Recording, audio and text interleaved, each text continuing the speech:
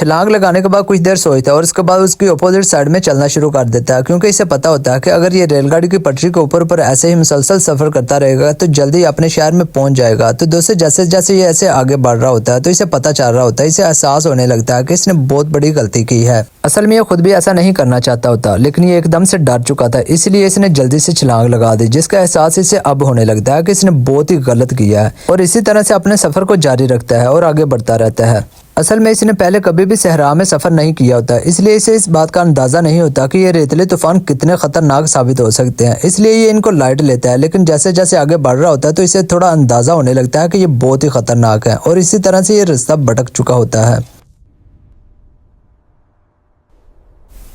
और जब ये उठता है तो रेत में धंसा हुआ होता है। पहले तो इसे कुछ अंदाजा नहीं होता कि ये कहाँ पर लेटा हुआ है, क्योंकि इसे अच्छे से होश नहीं होती, और जब इसकी आंखें खुलती हैं तो एकदम से परेशान हो जाता है और इसे इस बात का एहसास होने लगता है कि ये कहाँ पर है।